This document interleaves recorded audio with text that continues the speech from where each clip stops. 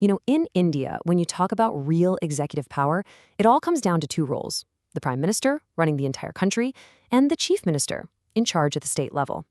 Today, on The Explainer, we're going to dive into their constitutional blueprint and show you how they are, by design, pretty much perfect mirror images of each other. So, at the heart of it all, you've got these two parallel governments running. There's the national government, of course, steering the ship for the whole country.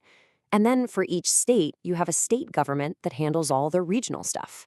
And each of these is run by a really powerful chief executive. Okay, so here's what we're going to break down today. First, we'll look at that shared constitutional blueprint. Then we'll figure out how someone actually gets one of these top jobs. After that, we'll get into the huge executive power they have and the political confidence game they have to play to stay in office. And finally, we'll see why the prime minister is really considered the top dog in the Indian system. All right, let's kick things off with the basic design. And this is where you really see how the state government isn't just like the national one. It's pretty much a direct copy, baked right into the Constitution. So you might see the president or the governor at ceremonies, and they're the official heads of state, right? But when it comes to who's actually running the show, who's making the real decisions, implementing policy, and running departments, well, that power is squarely in the hands of the prime minister at the center and the chief minister in the state. And this is what's so cool. The Constitution itself sets up this perfect mirror image. Just look at the articles. Article 75 is all about appointing the PM. Its twin, Article 164 for the CM. The PM has to keep the president in the loop under Article 78. The CM does the exact same thing for the governor under Article 167. It's the same logic, the same structure, just copy-pasted for the state level. Okay, so we've got this parallel system, but how do you actually land one of these top jobs? It's not as simple as just winning an election. There's a bit more to it. Look, the easiest way, the straight and narrow path to power, is to win big. If your party or your coalition wins more than half the seats in the lower house, that's the Lok Sabha for the PM or the Vidhan Sabha for the CM, then that's it. The head of state has to appoint you. It's a constitutional obligation.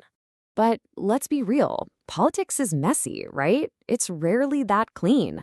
So what happens when you get a hung parliament or assembly? That situation where no single party, no pre-election group has that clear majority. Who gets the first call then? Well, in that kind of chaos, there's actually a playbook. The president or governor has a clear pecking order to follow. First up, they'll invite any coalition that was formed before the election. If that doesn't work, the invitation goes to the single largest party. Still no majority? Then they start looking at coalitions that are cobbled together after the election results are out. And get this is something that trips a lot of people up. The president or governor can actually appoint you as PM or CM first, and then you get some time to go and prove you have the numbers on the floor of the House. So you can literally get the job before you've proven you have the votes. And it gets even wilder. You don't even have to be an elected member of parliament to be appointed. The Constitution gives you this 6-month grace period. You can be made prime minister or chief minister, and then you have half a year to get yourself elected into the legislature. It's a way to bring experts or key figures directly into the government, even if they didn't run in the election. All right, so you've got the job. Now what?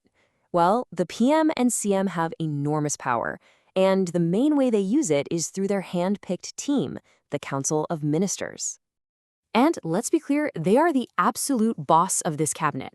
They decide who's in, who's out, they hand out all the big jobs. Think finance, home, defense.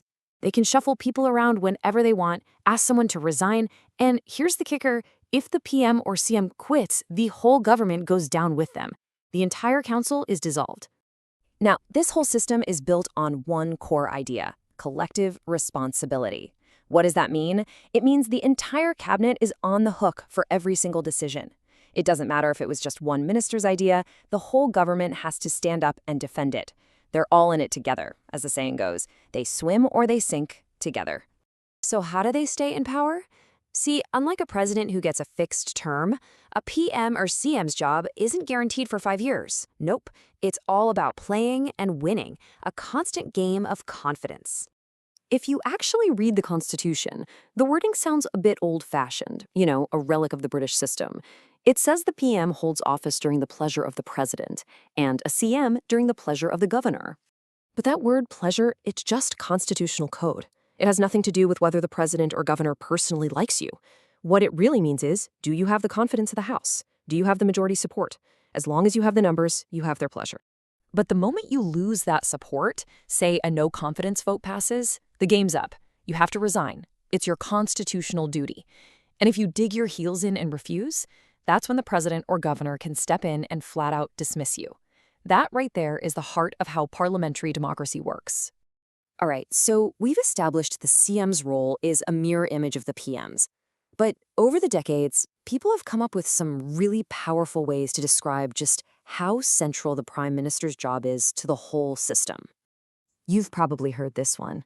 Lord Morley famously called the PM primus inter pares. It's Latin for first among equals. The idea here is they're the leader, sure, but still one of the team. But not everyone saw it that way.